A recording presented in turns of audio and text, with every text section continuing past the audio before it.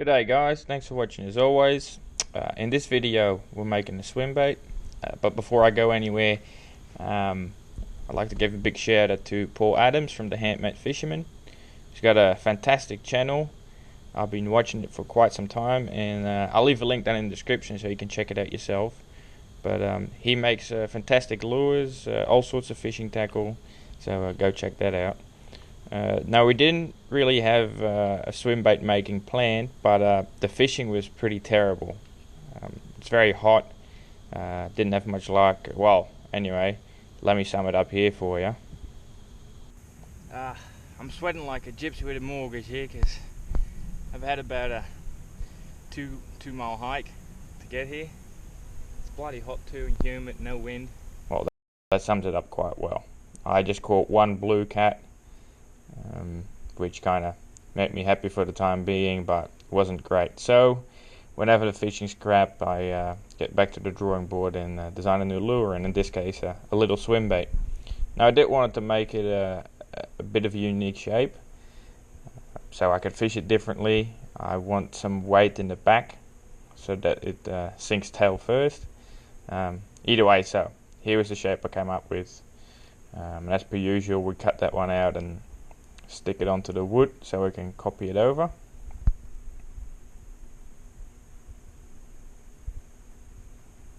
Now, once again, the wood that I'm using is palonia wood. Not the easiest wood to come by, definitely not, but it's a great craft wood. But there's plenty of other types of wood that you can use for this, as long as it has a fairly fine grain. And you also kind of have to look at what you have to do to the wood to get the buoyancy right. So if you want to make it suspending or sinking or floating, obviously wood has different densities, and yeah, you have to do a little bit of research for that, but it'll be easy enough. So here I'm measuring out where the joint line is going to be. I'm going to make two 45-degree angle cuts to make the joint. Now, this is not a very exact way of measuring out exactly where the parting line is going to be, so do as I say, not as I do. The best way is just to measure it out with a tape measure or a ruler, so you know the exact location of where your cut is going to be. I'm just using a little miter box here to make a straight cut where the tail is going to end, and then later on I'll be making a 45-degree angle cut for the joint. Now, the trick is to do the joint first, but not cut it completely through. This way you can use the whole body for carving instead of having to do two separate pieces that align. So start the cuts so you can make a sawing slot for when you have to make the final cut. It's practically impossible to make a good 45-degree angle cut when all the curves are already carved into the lure. Now we've got a predetermined area where those cuts have got to be made. It's probably the best tip I can give you for making swim baits. So now it's time to cut out the body shape. Again, I don't have a bandsaw, so I'm stuck to carving it out by hand. But if you have a bandsaw, you're done very, very quickly.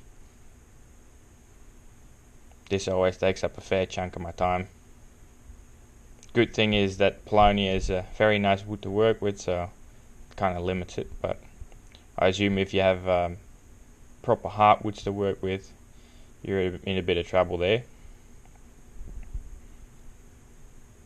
So here we're getting pretty close to the rough shape, and here we've kind of finished it off, sanded it all.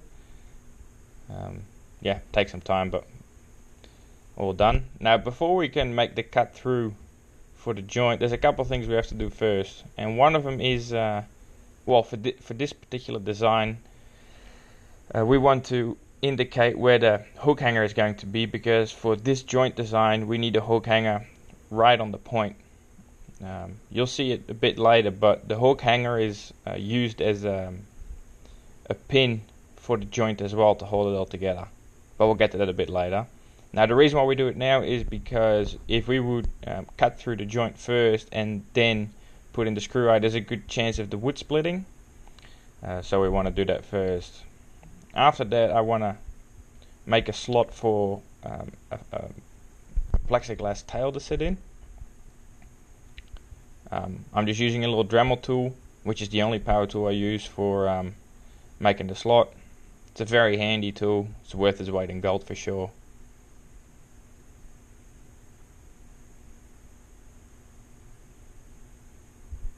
There we have it. Nice little slot for a tail to sit in.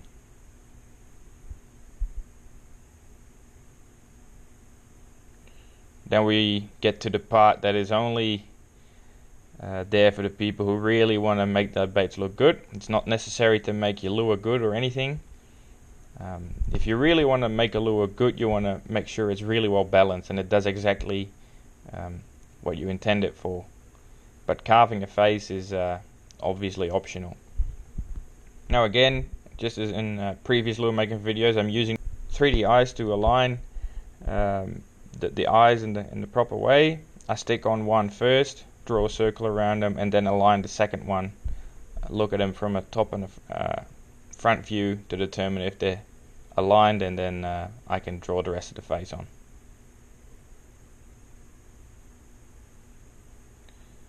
And then the carving can start. It's again pretty tedious work, but for me it's all worth it in the end. It makes the lures really look good.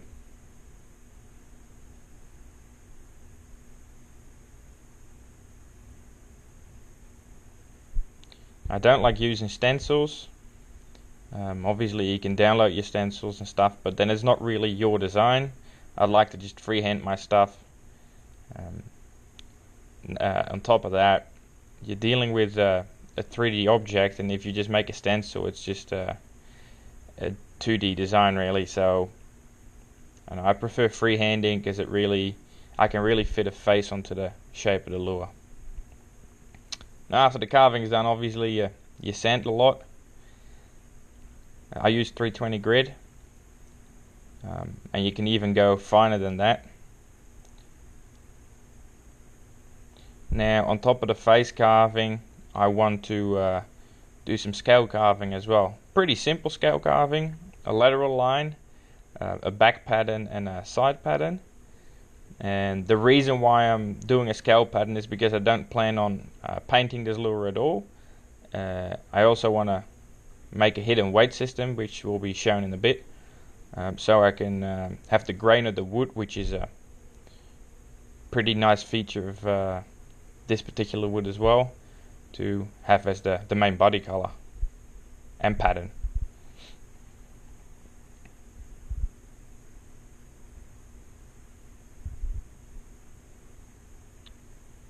I will have to say, if you plan on making a pattern, make sure that you're not in a hurry, that you can take your time, and it's also not a bad idea to every half an hour or so put all your gear down, have a beer and watch a movie or something, because it's very tedious work and you kind of get annoyed with it. So just take your time with it if you do commit to making a scale pattern on your lure.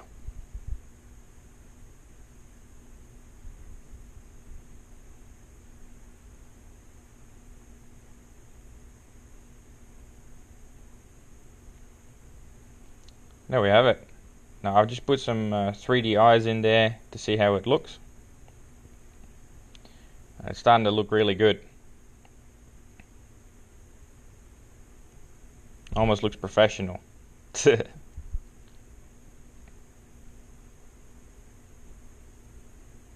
Now it's time to cut the connection through. This is where those slots come in handy. It'd be practically impossible to make a good 45-degree angle cut now, but because we made those slits before, it really helps as a guide for the saw to finish up that cut.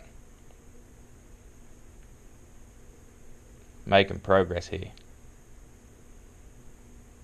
Now we do want to fiddle around a bit with how tight we want the joint to be. That's obviously going to determine how wide the lure is going to swing. Here's our main connection system. It's two little screw eyes and another screw eye that comes from the bottom that also doubles down as a hook hanger. Two birds, one stone type of thing. Now I've already made a little bit of a indicator hole where the hook hanger is going to be. Now all I need to do is indicate where the slots in the second part of the Swimbait have to be.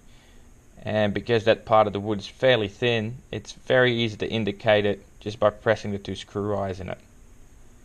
Leaves a bit of a mark and shows me exactly where I have to create the slots.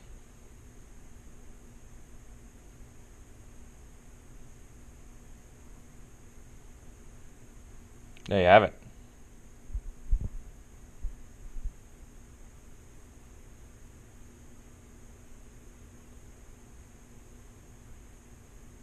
Now here we've created the slots, and I haven't filmed how I made it, but it's fairly simple. I sawed out a piece, and then I just used a drill bit that I held against the tail section horizontally, so that it essentially drilled out those 2 slots. Now as you can see, if we put the screw eye in, you can see that it comes through the slots. We have to drill a little bit deeper to have enough space for the other 2 screw eyes to catch on to the hook hanger and not be interfering with the wood, so that it has a nice smooth swing and that the joints can work smoothly. Now you'll have to adjust those 2 screw eyes to get the right distance and all that, but once that's done, you'll be sweet. There you have the system in place. Not perfect yet, but you get an idea of what it's going to be like. Now it's time to design the tail. I'm just using some cheap plexiglass that you can buy in any do-it-yourself store. I'm sure Bunnings in Australia will have it. I bought this stuff at Home Depot here in the US. Oh, don't know what the other stores all over the world are called. Gamma in the Netherlands, I know that one. But either way. So here we've carved it out, and we're just using a grinder tool on the Dremel to determine the final shape, make it fit well to the tail. We also had to make the connection point a little bit thinner so it fitted in the slot properly. But after that was smooth sailing. There we have it.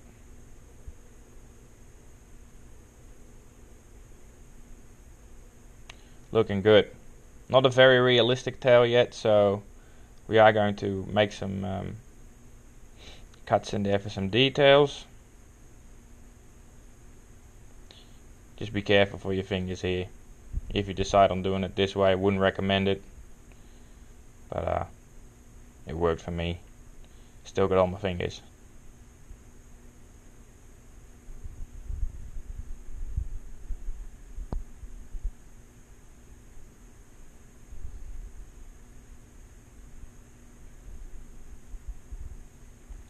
Now we're just making some fin rays. There you go. It's a fit. All done and dusted.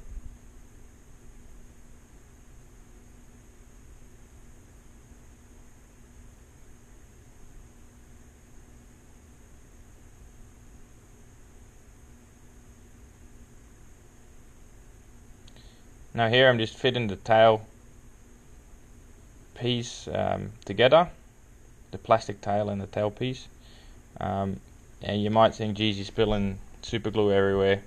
I'm just doing that on purpose because where the joint connection is, there's only a couple of mils of wood that I use for strength for the joint, and so I want to harden that wood up a little bit. Now the good thing with paulownia wood is that it's got a fairly fine wood fibre and it's fairly light, so I can soak up some, or whatever you put on it, whether that's urethane, epoxy, or in this case super glue. I do want to make sure that the connection gaps stay open, so I'll just put a nail in there to prevent it from closing off. But just give it about an hour for that super glue to soak in and you'll be sweet.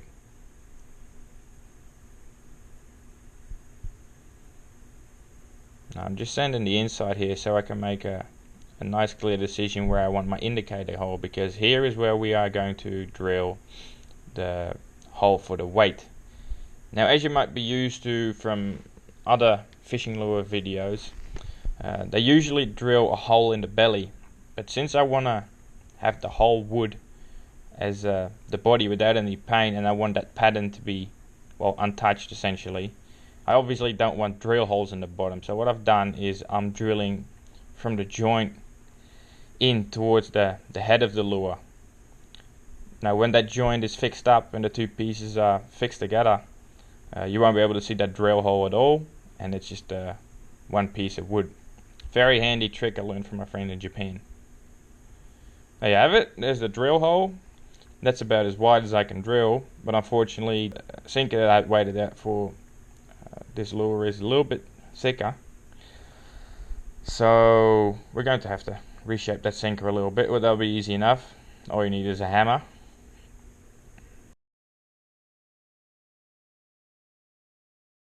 And there you have it. I've even made a little slot to fit the V shape of the joint. Perfect. It's easier if you have one of them lead melters, because then you can just pour lead in there, but oh well, it worked. Easy as. Now here's my favourite way of closing off gaps. Super simple. Super glue in there, sawdust in there, and you're done. You can repeat it a couple of times to make sure all the gaps are filled up and there's a nice smooth transition there.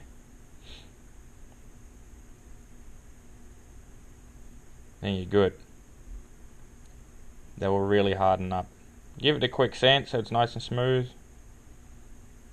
Done deal. Now here I've just got a fine liner here. After this we're going to give it a urethane coat. This fine liner I just use for the outlining of the gills and the mouth. Gives it a bit more contrast, I guess, to the rest of the wood. I don't have a airbrush or anything, so this will do for now. I'm just using some whiteboard marker so I can rub it in the scale pattern. Gives a nice color contrast. I don't know. Obviously one of those things you don't necessarily have to do, but it does finish off the lure quite well. I'm just rubbing it into the scale pattern, so it's nice to see the scale pattern onto that wood grain. Looks fantastic. Now here it's coming out of the urethane. It's all dried up. One thing that I had to do is cut a little bit of the screw eye because it was too long and it would otherwise penetrate through the tip of the tail section, which is obviously something we don't want. So I've cut it to the right size, and there you have it. Perfect. Nice and clean looking little swim bait.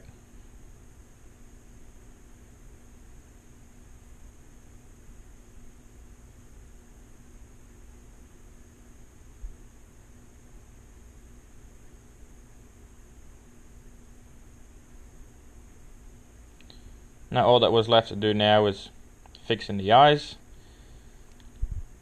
using some super glue again, one of the many tubes I go through a year. It's good stuff. This is some crazy glue, I think this stuff is.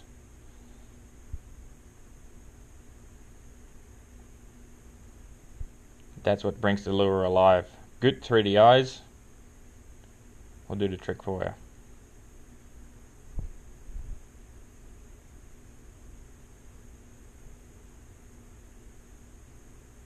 Now obviously I had to find some good trebles. These are my favourite trebles by far. These are the Decoy YW77s, saltwater resistant. They stay incredibly sharp. They've got a really good design, nice wide gaps, and I also like them because from the point of the hook to the start of the barb, it's a very short distance, so it's good to fix up your fish on it. Barely lose any fish on those hooks. Well, either way, here it's out of the epoxy. Ready to start catching fish. Very happy with the result. Looks phenomenal. And all that was left to do was give it a pull test. Did have to sand a little bit between the joints because some of the epoxy caught up in there. But anyway, here's the swimming action. Might be a bit hard to see, but yeah, it swims great.